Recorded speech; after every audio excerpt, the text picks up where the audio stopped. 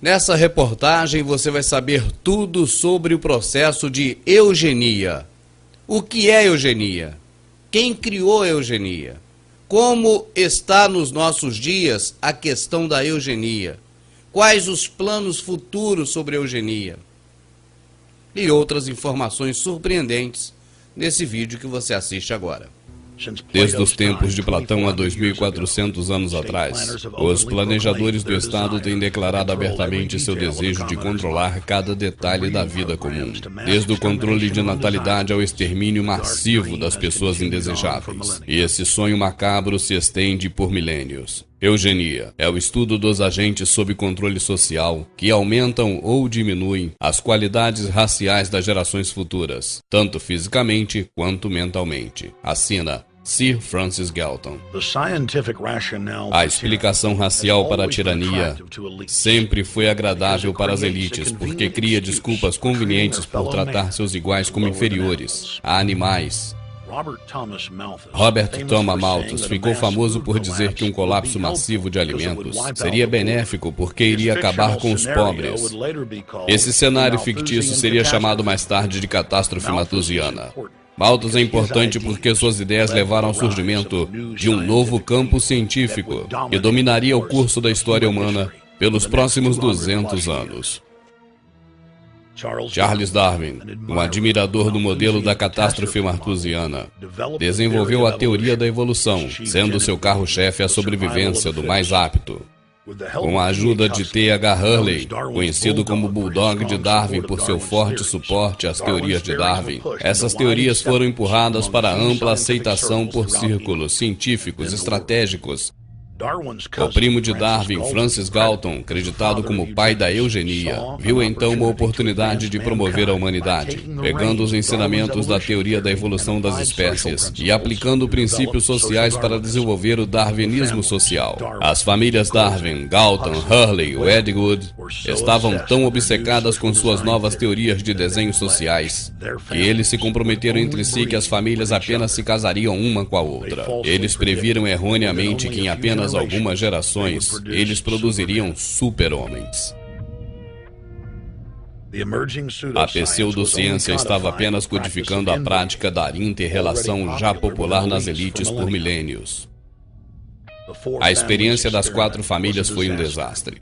Em apenas 2 gerações de inter-relação, próximo de 90% dos seus descendentes ou morreram ao nascer ou tiveram sérios problemas mentais. As classes abastadas do planeta, em particular as famílias reais do mundo, que já eram obcecadas com a questão da raça e cheios de um desdém predatório pelas classes inferiores, assumiram a nova ciência e começaram a reforçar agressivamente as suas ideias pelo planeta fora. A biometria parecia ser uma nova ciência. Ela foi desenvolvida por Galton nos idos de 1970 como uma forma de rastrear características raciais e históricos genéticos e como forma de decidir quem tinha permissão para reproduzir. Em 1904, o Instituto Cold Spring iniciou nos Estados Unidos pelo eugenista Charles Davenport fundos dos preeminentes barões do crime, Rockefeller. Em 1907, as primeiras leis de esterilização foram aprovadas nos Estados Unidos. Cidadãos com deformações leves ou baixo rendimento escolar em seus boletins eram presos e forçados à forca. Yes, but what have you done with my folks? Well, we're trying to help them, Alice, and you too.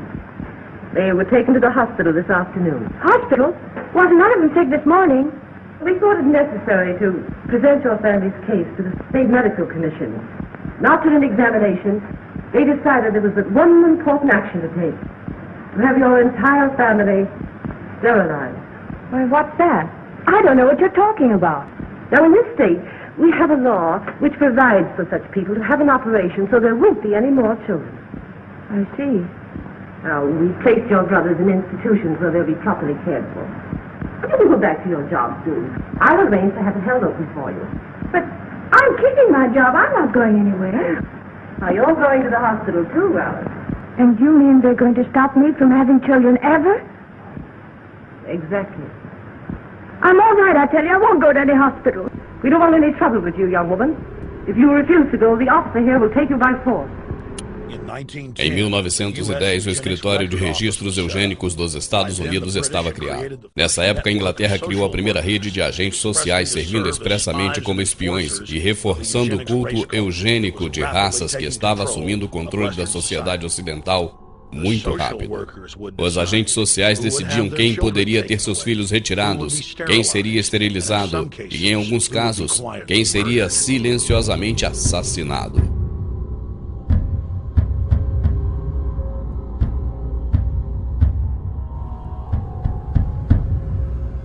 Em 1911, a família Rockefeller importou a eugenia para a Alemanha, financiar o Instituto William Kaiser, que mais tarde formaria o pilar central do Terceiro Reich de Hitler. Na Conferência Internacional de Eugenia de 1912 em Londres, a eugenia virou uma febre internacional e ganhou o status de superstar. O futurista e autor de best-seller de ficção científica A.G. Wells estudou biologia sob a ótica eugenista e espalhou a fé mundo afora.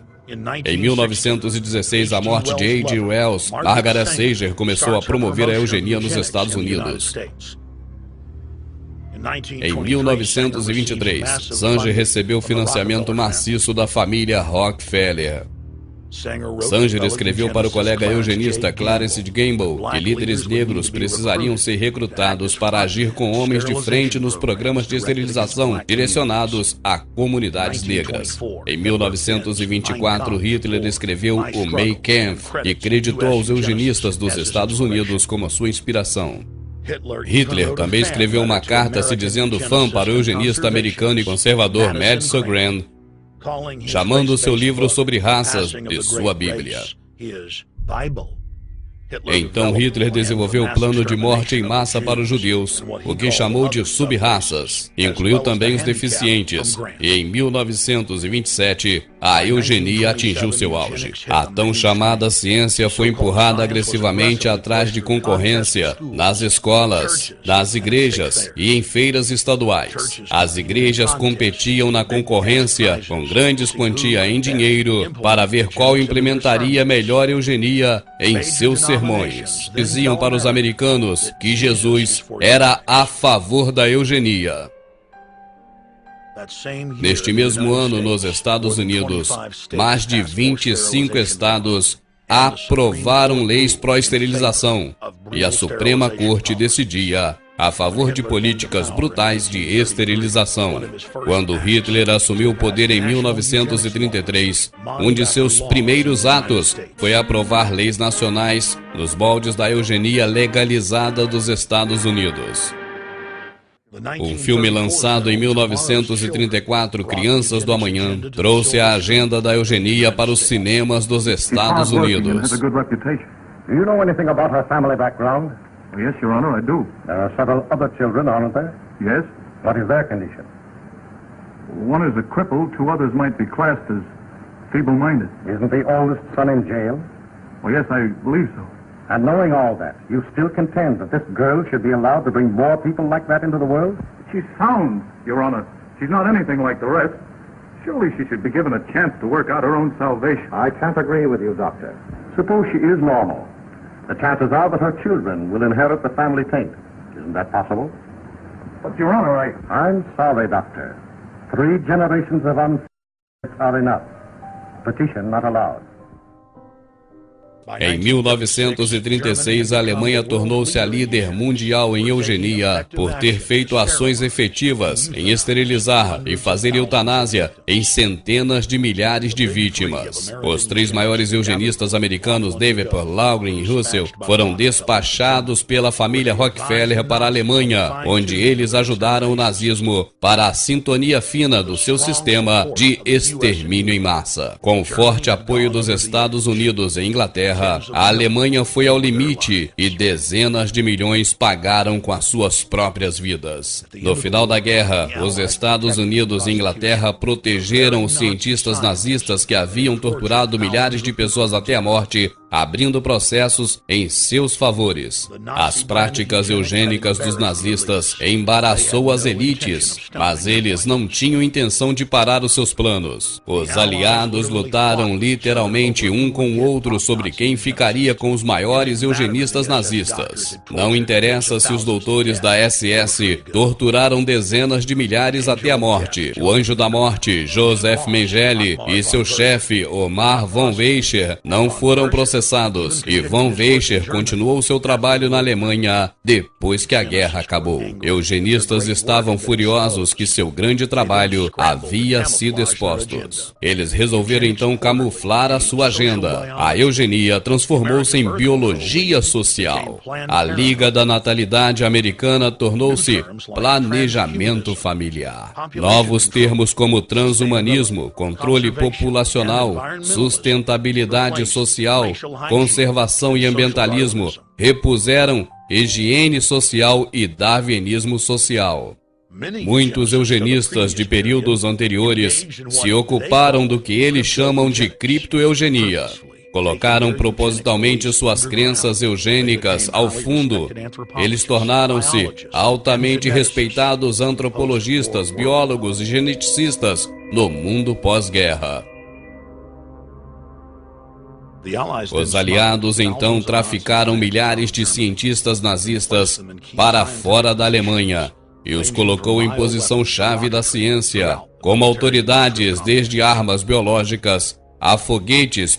O fundador da IBM era um seguidor devoto de Hitler. Thomas J. Watson supriram os nazistas com seu computador de ponto e com os técnicos da IBM para uso nos campos de concentração. As tatuagens usadas nas vítimas nos campos de concentração eram números de identificação humanos da IBM, alimentados nos computadores. A IBM usou um sistema similar em 1928, em um estudo jamaicano sobre a mistura racial. Os primeiros computadores reais foram inventados literalmente por eugenistas, especificamente para a prática da eugenia.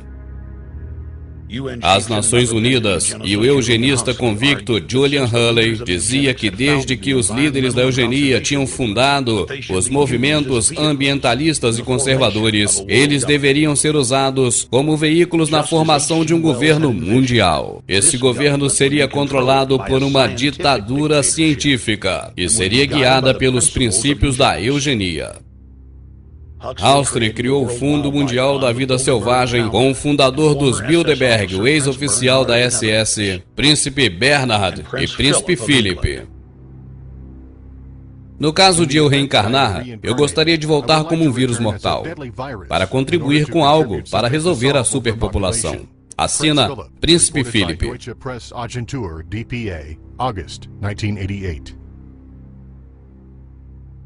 Aldous Huxley, autor de Admirável Mundo Novo, fez um discurso em Berkeley em 1962, pouco antes da sua morte. Ele admitiu que seu livro, escrito em 1932, foi baseado não em ficção, mas o que estava nos planos da elite global. A elite deixou uma onda maciça de destruição atrás deles, conforme fizeram experimentos a sangue frio em populações inteiras, civis, como se fossem ratos de laboratório. Uma linha de investigação do Congresso descobriu mais de 20 mil testes secretos que foram feitos contra o povo americano entre 1910 e 2000. Um estudo de eugenia bem conhecido, o projeto de Syphilis Turkey, matou centenas de negros e se estendeu por 40 anos até ser exposto em 1972. De 1943 até o presente momento, a Inglaterra testou gás nervoso letal em seu próprio pessoal em terra, ar e mar. Muitos morreram instantaneamente, outros morreram lentamente em poucos anos.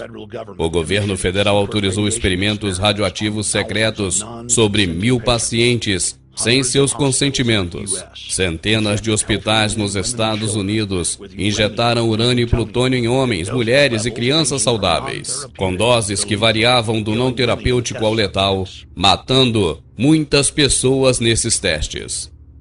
Esposas grávidas de militares tomaram vitaminas dadas por médicos das bases militares, que na verdade consistiam de urânio 239 e plutônio 241, altamente radioativos, resultando em abortos voluntários e em mortes das mães.